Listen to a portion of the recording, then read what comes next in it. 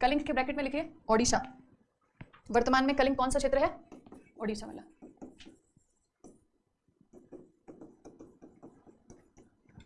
ठीक है, अब इसकी इंपॉर्टेंस क्या है?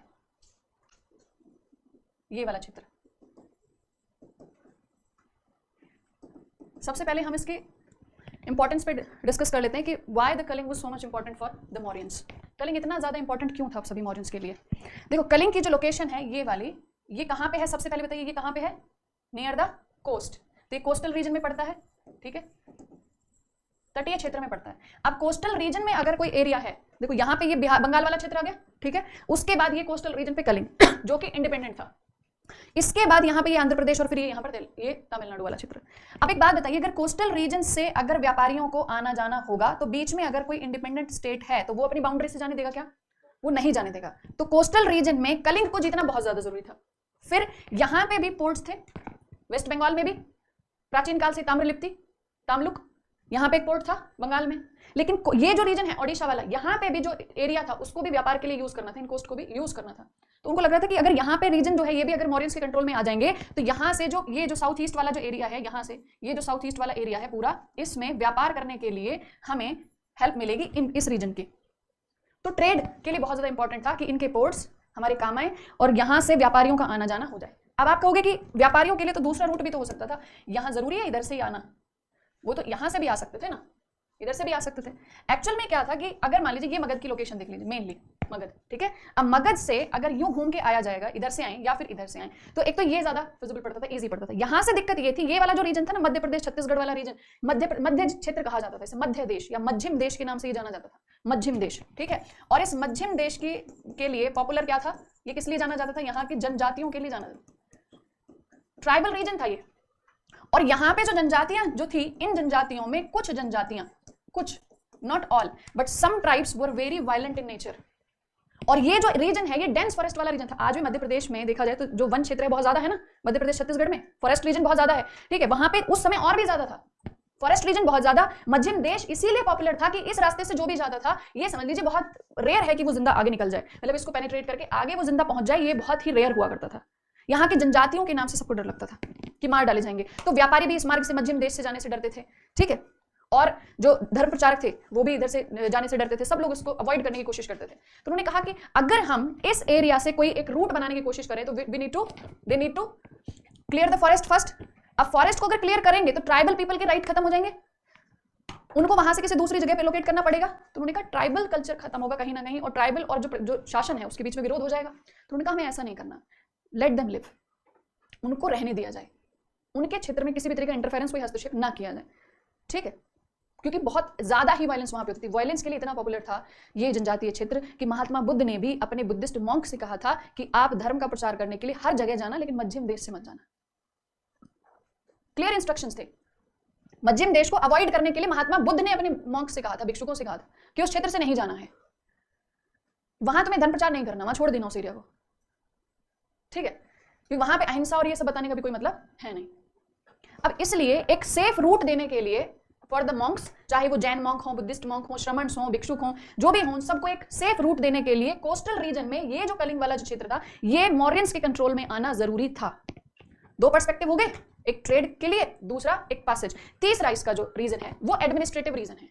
एडमिनिस्ट्रेटिव रीजन, मान लीजिए ये वाला जो रीजन है पूरा का पूरा, अगर हम कहें कि पूरा जो क्षेत्र था ये सारा का सारा किसके कंट्रोल में था?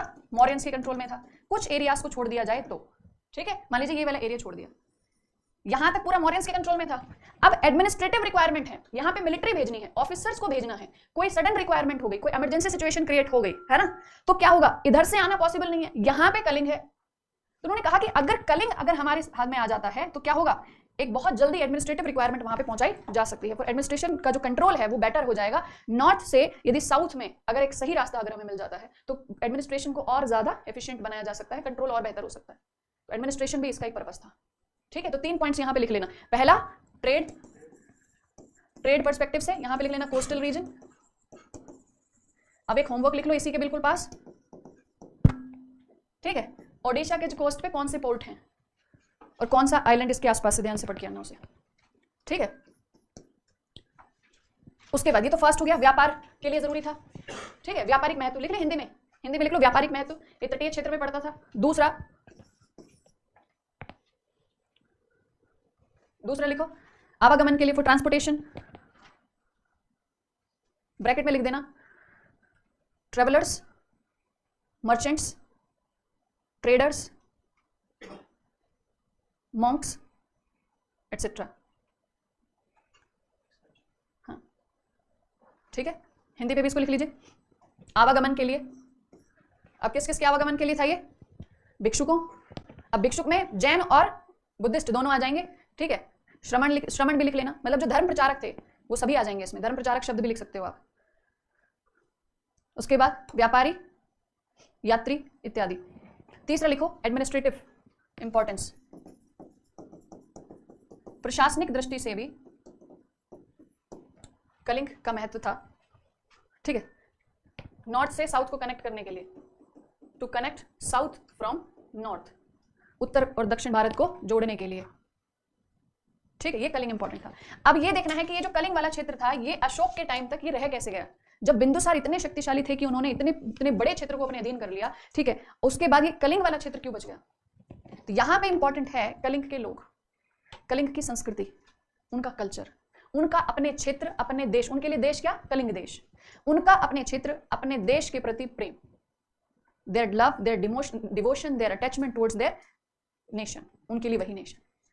इतना एक्सट्रीम कनेक्शन उनका था, देश प्रेम इतना था कि उनको ये लगता था कि हमारे देश की सीमाओं की जो रक्षा है ना, जो रिस्पॉन्सिबिलिटी है, the responsibility to secure the nation, secure the people, ये सिर्फ सेना की नहीं है, ये यहां रहने वाले हर एक इंसान की है। अब चाहे वो बूढ़ा हो, चाहे वो महिलाएं हो, चाहे वो बच्चे हो, ठीक है।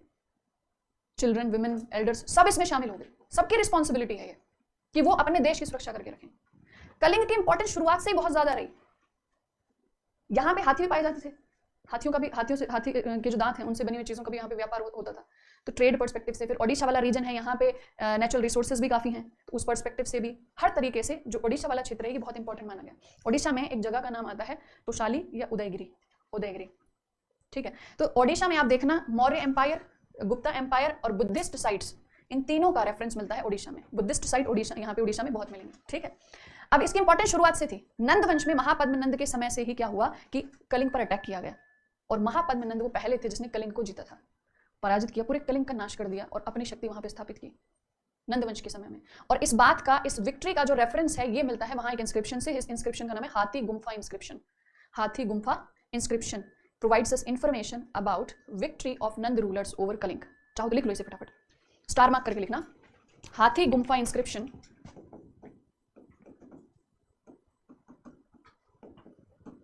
provides us information about the victory of Nand rulers over Kaling।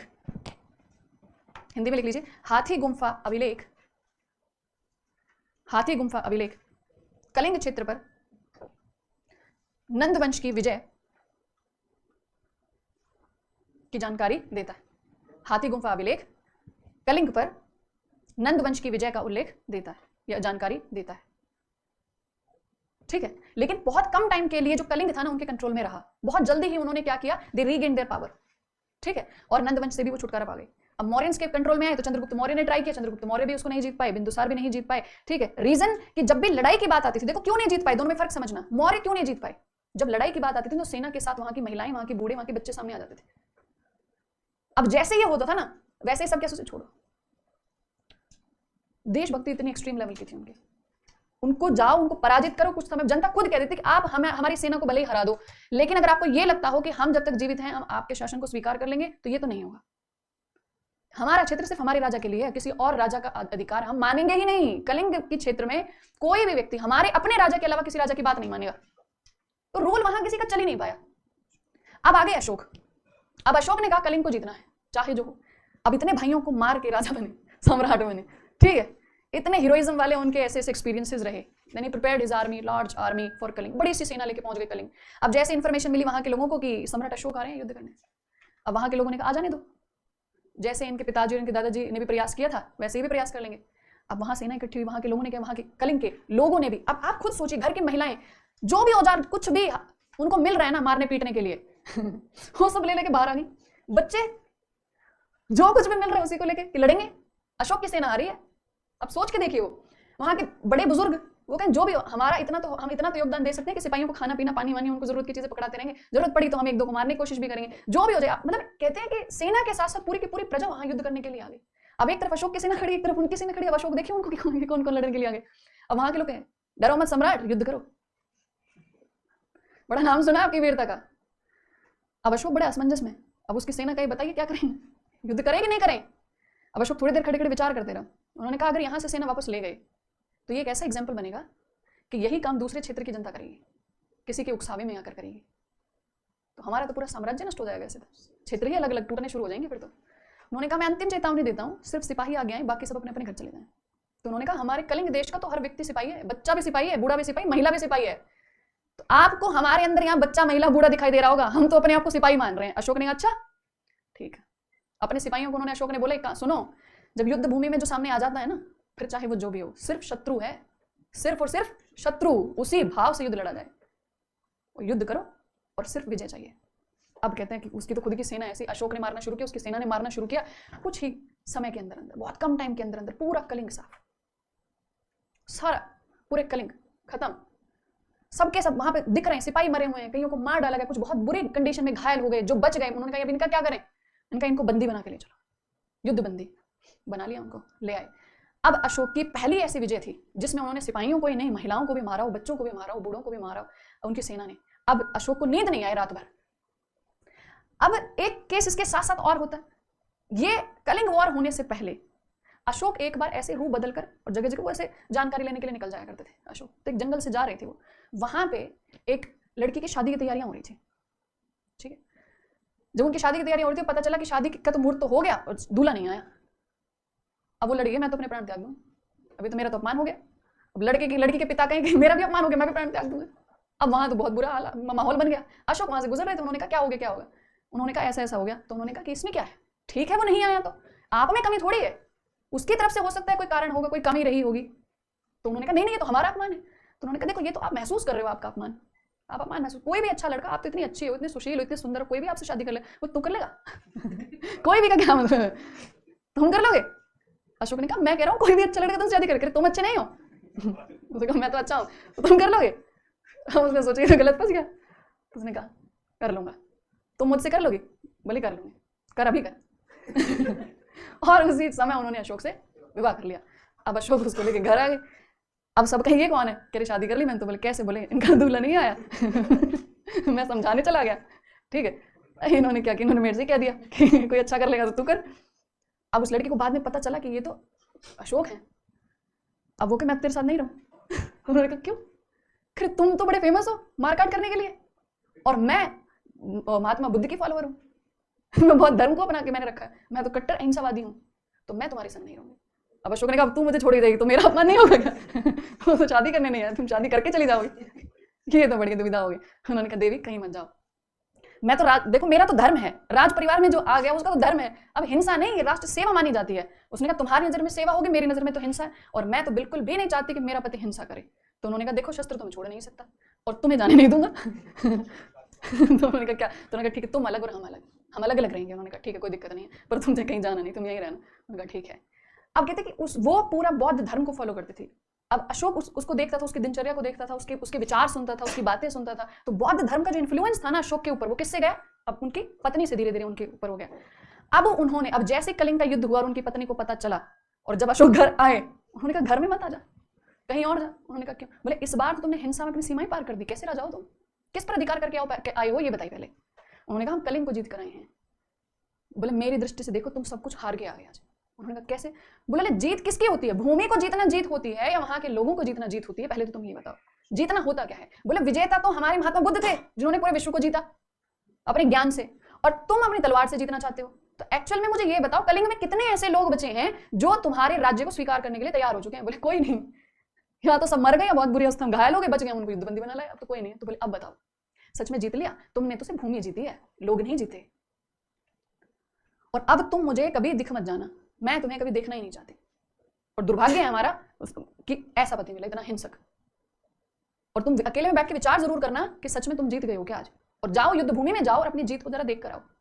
अब अशोक को नींद नहीं आया, रात भर घोड़े लेके निकल गए वो, और जाके युद्ध भूमि में जब पहुंचे तो देखे कि जहाँ देखे वहाँ शव ही शव पड़े, कुछ मॉरियंस की कुछ सिपाही थे, कुछ कलिंग के सिपाही थे, सिपाहियों के साथ महिलाएं, बच्चे, बुजुर्ग।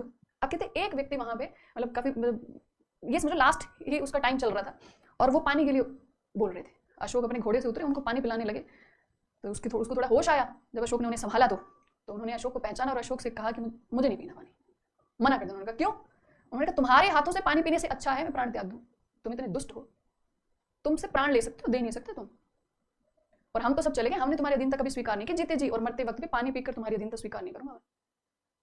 अब तब अशोक को लगा कि मृत्यु के कोई इतना पास हो, वो मरने वाला है वो इंसान, वो भी तुम्हारे हाथ से पानी नहीं पीना चाहता, तुम कैसे इंसान हो, तुम कैसे राजा हो, तुमने सच में क्या जीता। और उस दिन युद्ध भूमि से जब लौट कर आए तब उन्होंने कहा कि अब से युद्ध घोष छोड़ो, धम घोष की तरफ चलो, शांति की तरफ। तब से एकदम से उनका हार्ट चेंज हुआ। तब उन्होंने कहा कि अब से भूमि नहीं जीतनी, अब लोगों को जीतना है, उनके दिलों को जीतना है। ठीक है, ये उनके जीवन में एक बहुत बड़ा टर्निंग पॉइंट माना जाता है। अब कुछ लोग इसको धर्म के नजरिए से देखते हैं कि it was a great turning point of his life, because कि वो इतनी ज्यादा किलिंग, इतना जो हुआ, जो सब कुछ हुआ, इतना ह्यूमन लॉस, मैसेकर एक तरीके से कहेंगे इसे, ठीक है, इतना सब कुछ होने के बाद अशोक को बुरा लगा, भावनाएं उनकी ऐसी मतलब हर्ट हो गई, आहत हो गई कि उन्होंने अपना पूरा का पूरा विचार बदल लिया। वहीं कुछ लोगों का क्या कहना है कि इतने आसानी से उनका हृदय बदलने वाला था नहीं, सम्राट थे वो, ठीक है, सम्राट थे। कहते धर्म की नीति के पीछे उनका दूसरा रीजन था, एक और रीजन था जो इससे भी बड़ा था। हिंसा से बुरा लगा उनको, लेकिन अपनी नीतियां बदलने के लिए जो उन्होंने प्रयास किया, उसके लिए दूसरा रीजन ज्यादा रिस्पॉन्सिबल माना जाता है। दूसरा रीजन क्या? उन्होंने देखा कलिंग की ये खबर जब बाकी लोगों को मिलेगी कि किस तरीके से कलिंग के लोगों ने अपनी जान दे दी, तो कलिंग विल बी एग्जाम्पल, ये तो बड़ा एग्जाम्पल बन जाएगा। और यही चीज अगर यही देशभक्ति अगर बाकी किसी क्षेत्र के लोगों में आ गई और वो भी मरने के लिए आ गई, तो अगर इसी तरीके का भाव आ गया तो क्या हो जाएगा? मेरी तो जो पूरी इमेज है मौर्य साम्राज्य की, जो पूरा मौर्य साम्राज्य टूटेगा वो टूटेगा, और जो सम्राट के प्रति जो इमेज है वो तो बिल्कुल खत्म हो जाएगी।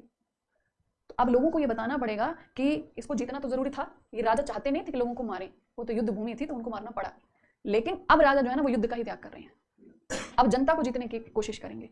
इस भाव से उन्होंने अपनी नीतियां चेंज की और तब मोरल कोड ऑफ कंडक्ट उन्होंने प्रमोट किए। बुद्धिज्म से इन्फ्लुएंस होके बौद्ध धर्म का उन्होंने प्रसार नहीं किया, लेकिन उसके प्रभाव में आकर और फिर अपनी पॉलिसीज उन्होंने डिजाइन की। And the best example is the policy of Dhamma. ठीक है, देखो पीटी के लिए अगर कभी ये पूछ लिया जाए, चंद्रगुप्त मौर्य ने कौन सा रिलीजन अपनाया? जैन। बिंदुसार ने रिलीजन अपनाया आजीवक, बिंदुसार ने आजीवक संप्रदाय को अपनाया, ठीक है, और अशोक ने अपनाया बौद्ध धर्म। ठीक है, कभी मैच ऑफ द फॉलोइंग में आता है।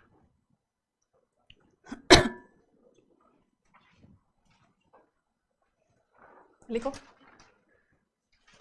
अशोक के लिए कलिंग वॉर वाला लिख लिया था ना पॉइंट, कलिंग वाला पॉइंट लिख लिया था ना। अब लिखो Ashoka was deeply affected by huge massacre in Kaling. Huge massacre in Kaling. He decided to replace